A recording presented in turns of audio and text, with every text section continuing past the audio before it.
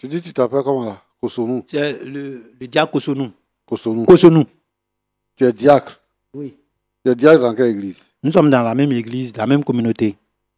Qui a fondé l'église? Bon, on peut dire pratiquement c'est lui. D'accord. C'est toi-même qui est venu. C'est Oui. toi qui as envoyé à faire là ici. Oui, c'est moi-même qui suis venu avec l'affaire ici. Mais tu es fâché. Je ne suis pas fâché. Je ne suis pas fâché. Tu es venu avec l'affaire là pour faire quoi? L'optique, quand je venais, l'intention là, c'était pour qu'on puisse apaiser la situation et lui demander pardon. Mais je constate que dans son comportement, mon frère refuse le pardon que je lui demande. Toi, là, tu dis que tu es venu demander pardon. Tu dis que tu as délégué les gens pour demander pardon. Il n'a pas accepté. Bon, maintenant, la façon dont tu te comportes là, quelqu'un qui demande pardon, c'est comme ça qu'il se comporte. Mais vous voulez qu'il fasse quoi s'il refuse le pardon? Non, si tu es fort pour faire palabre, il ne faut pas venir ici. Il faut faire palabre là dehors, là-bas.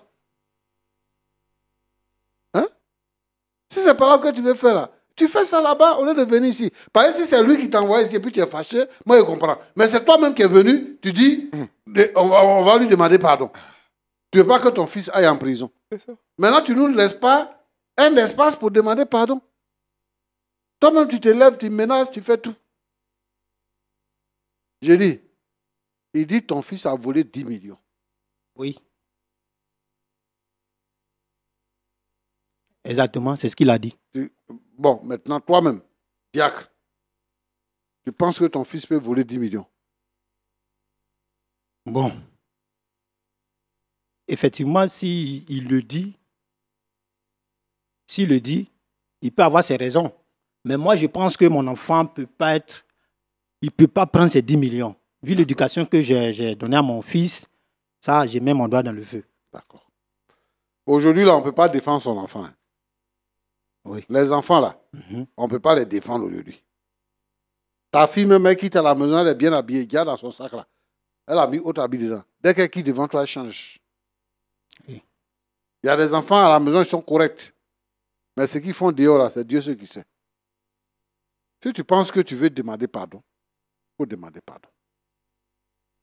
Mais si tu veux faire palabre, fais palabre. Mais il dit que l'église a cotisé 10 millions et il se trouve que c'est ton enfant qui a pris les 10 millions. Ici, là, il y a deux choses que tu peux faire. La première chose, c'est de demander pardon, mais vraiment de demander pardon. Vrai pardon. Quand quelqu'un demande pardon, il devient petit. On marche sur lui, tout ce qu'on doit faire, on fait. Mais il ne se fâche pas. Parce que lui, il veut être pardonné. Ça signifie qu'il veut que le problème finisse. Mais tu dis que pour mettre ton fils en prison, il faut marcher sur ton corps. Et de faire ce qu'il veut. Et puis tu lui dis que, toi tu dis que tu es pasteur. Donc toi aussi tu dis que tu es diacre, quoi. Tu n'es pas vraiment diacre. C'est un manque de respect à celui qui a ton enfant, un manque de respect à Roland et un manque de respect pour moi-même et pour nos téléspectateurs. Les gens comme toi, là, ton âge, là, tu ne peux pas agir comme ça dans une telle affaire. Donc tu penses que tu as trop raison, c'est ça? Tu penses que tu as trop raison, ton fils unique qui ne va pas aller en prison. Si ton fils unique fait des choses qui méritent la prison, il va aller en prison. Il va aller en prison. Toi-même, tu dis que si lui dit que ton fils va aller en prison là, toi tu vas appeler. Tu as des relations, quoi. Tu vas appeler, puis c'est lui-même qui va aller en prison. Donc, il faut nous dire, si tu es de connivence avec ton fils, parce que personne ne peut défendre son enfant. Donc, il faut bien demander à ton enfant pour voir s'il a pris l'argent. Et bien demander pardon. Ça, c'est la première chose. La deuxième chose, c'est de chercher à rembourser l'argent. Il dit que c'est un projet de l'église, ce n'est pas ton argent. C'est l'argent de l'église. L'église s'est cotisée pour avoir 10 millions pour réaliser le projet. Et l'enfant dérobe l'argent. Comment tu veux que l'église le regarde? On va dire que c'est lui-même qui a maintenant, aucun projet ne peut marcher dans cette église-là. Parce que les gens vont dire que quand ils cotisent là, le pasteur bouffe l'argent et ça ne fait pas ce que ça doit faire. Les chrétiens murmurent comme ça. Donc, toi, tu as un rôle à jouer. D'abord, c'est ton frère, c'est ton ami. Tu dois le protéger.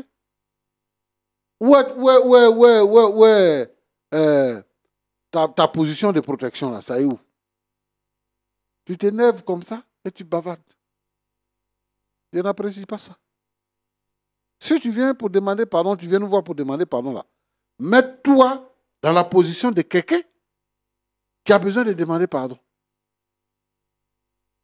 Roland. Oui, pasteur. Ce qui fait que les enfants sont impolis quelque part, ce sont les parents qui défendent les enfants. Quand l'enfant est petit, il fait des mauvaises choses dehors. Quand les gens viennent se plaindre, ils défendent les enfants. Ils prennent position pour les enfants. Au lieu de corriger l'enfant, ils ne corrigent pas l'enfant. Mais ils prennent position pour l'enfant, ils défendent l'enfant. Alors que l'enfant lui-même, il sait qu'il est le fautif. Et ce qui fait qu'aujourd'hui, beaucoup de foyers sont déséquilibrés. Les enfants sont devenus délinquants. Il faut qu'un père, quand on dit que tu as donné une bonne éducation à ton enfant, une mère, quand on dit que tu as donné une bonne éducation à ton enfant, il faut être capable, au moment où l'enfant doit apprendre là, à lui apprendre des bonnes choses. Parce qu'arrivé à un certain âge, tu ne peux plus faire ça. Parce que l'enfant, on ne peut plus le redresser, il est devenu grand. La Bible même dit de chicoter l'enfant quand il est petit. Alors, donc moi, je suis surpris que ce monsieur-là, ce diacre-là, défende son enfant de la sorte. Moi, je pense qu'il doit demander pardon au pasteur dans un premier temps. Et si nous, on est ici et qu'il vient nous voir, nous, on doit chercher par quel moyen régler ces problèmes pour rentrer en possession des 10 millions. Si, effectivement, l'enfant a pris l'argent, il n'a pas dépensé 10 millions en un jour ou en 2 jours. Donc, il doit avoir une partie de l'argent avec lui.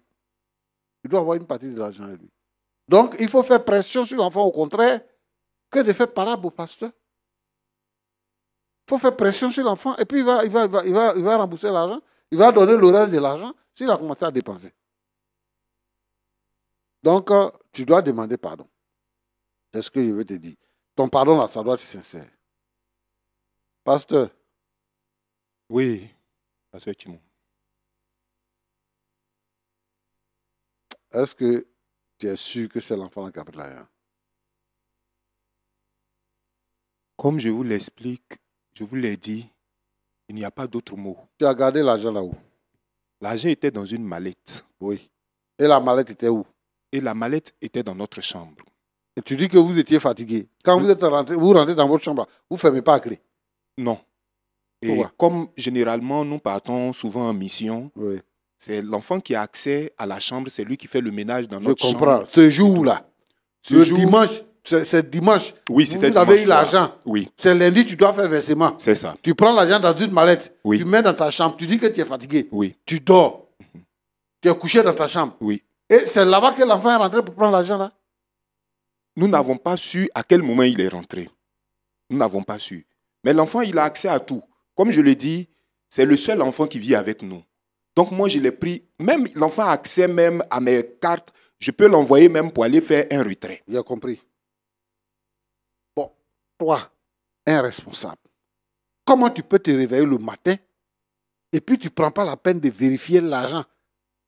Ce n'est pas 100 000, hein. Ce n'est pas 30 000, 10 millions. C'est ça. Que tu as rangé dans une mallette. D'après toi-même, on a remplacé par des cailloux. L'argent là, est-ce que ça a même poids un caillou? Non. Alors, toi tu prends mallette d'argent que tu as déposé dans la chambre, tu soulèves ça, c'est caillou qui est dedans, tu ne vérifies pas, le poids gros ou bien l'argent là s'est multiplié la nuit. Hein? Et tu prends ça, tu t'en vas avec ça à la banque. Et c'est à la banque maintenant que toi tu as vérifié qu'il y a chose. Non, les policiers même qui t'ont reçu là, ils ont bien réfléchi. L'enfant, il est où actuellement? Comment dirais-je? Je suis passé ce matin-là, avant de venir ici, je l'ai emmené à la police. Donc présentement, il est là-bas. D'accord. Ce que moi, je vais te demander, il faut faire libérer l'enfant d'abord. C'est un problème de famille. En tant que pasteur, je crois que dans l'église, il y a un conseil de l'église. Il faut convoquer le conseil. Et puis, il faut leur expliquer la situation. pour voir la réaction des chrétiens. Tu es un pasteur et tu es un papa. Un enfant qui est chez toi, tu le prends, tu le mets en prison. Quel jugement tu veux que les gens aient? Même les gens qui viennent à l'église, ils vont quitter l'église. Ils vont quitter l'église. Parce qu'un pasteur qui n'est pas tolérant, un pasteur qui met ses propres enfants en prison, c'est quelle éducation on va donner à l'enfant? Justement, le rôle du pasteur, c'est de donner une bonne éducation. Ce que le pasteur fait là, la prison ne peut pas faire ça. Quand on met les gens en prison, là-bas, ils apprennent à voler, ils apprennent à tuer, ils apprennent à fumer la drogue, ils apprennent à faire le trafic, ils apprennent tout ça là-bas. C'est un autre monde. Hein? Et moi, je ne peux pas souhaiter la prison à quelqu'un. Donc, un pasteur ne peut pas souhaiter la prison à quelqu'un. Qu'est-ce que tu fais de la miséricorde? Qu'est-ce que tu fais de la bonté? Appelle l'église. L'argent, c'est pour l'église. Appelle l'église. Discute avec l'église. Parle avec l'église. Si l'enfant, là, il a vraiment pris l'argent, qu'il sent que dans ton comportement, il y a de l'amour, il va t'avouer. Il va même ramener l'argent. Mais peut-être que ce n'est pas lui qui a pris. Peut-être que c'est quelqu'un d'autre qui a pris l'argent. C'est toi qui as trouvé femme pour donner au monsieur, là. C'est toi qui as donné le nom à l'enfant, là. C'est ça. Toi-même, tu as dit que quand l'enfant est né, vous n'aviez pas d'enfant, tu avais souhaité que l'enfant vienne à la maison. C'est exact. Alors, maintenant, l'enfant est chez toi à la maison. Tu le mets en prison. Alors que tu avais souhaité qu'il soit. C'était pour le mettre en prison. Il faut aller libérer l'enfant. Et puis, vous allez parler de ce problème-là. L'argent, là, c'est l'homme qui cherche. C'est vrai que c'est beaucoup, mais c'est l'homme qui cherche l'argent. Quand vous posez les actes, là, il faut penser à demain. Il faut penser. Tu vas détruire la vie de l'enfant. Tu vas le détruire carrément. Alors que toi, tu es appelé à construire les gens. Tu vas le détruire carrément. Donc, moi, c'est ce que je veux te demander. Je voudrais qu'on pousse un peu l'enquête et qu'on voit. Même si c'est l'enfant qui a pris, il faut qu'on essaie de voir comment on peut trouver l'argent pour rembourser. Je veux ici interpeller mes frères chrétiens et les pasteurs. Là, quand il y a une situation qui se passe, notre premier réflexe, ce n'est pas de mettre les gens en prison. Notre premier réflexe, c'est de prier et de voir dans quelle direction on peut aller. Voilà. Sinon, si Jésus dit que si quelqu'un t'a tapé sur la joue gauche, tends-lui la joue droite, il va taper dessus aussi. Et il dit à ses disciples, nous devons pardonner 77 fois, 7 fois. Donc le pardon a une place dans ce que nous faisons, dans ce que nous sommes. Je ne veux pas vraiment que les chrétiens terminent à la police, terminent à la prison et tout ça. Mais il faudrait que les chrétiens puissent régler les problèmes chez eux à l'église et trouver des solutions. Et puis que c'est un enfant. Roland, pasteur, c'est ce que je veux dire. Je veux dire que c'est vrai, il y a des choses qui se passent. Mais il faut dire que nous aussi, on est éducateurs. Nous aussi, on a des qualités que le Seigneur Jésus nous a données. Bon, le pasteur, il dit que la Bible dit que l'âme qui paie, c'est elle qui mourra. Et l'Apocalypse doit s'accomplir. Machin, tout. Non, non, non. Il faut d'abord avoir la miséricorde. Il faut avoir un esprit de bonté. Hein? Le Seigneur Jésus nous a pardonné. Nous étions des brigands, nous étions des voleurs et tout ça. Et le Seigneur Jésus nous a pardonné. Et à cause du sang de Jésus qui est versé pour le pardon de nos péchés, aujourd'hui, nous sommes des hommes dignes dans la société. Les gens peuvent nous respecter. Donc, il faudrait que nous puissions manifester également cette miséricorde-là. C'est ce que je voulais dire. Que Dieu vous bénisse. Amen. Amen. Merci beaucoup.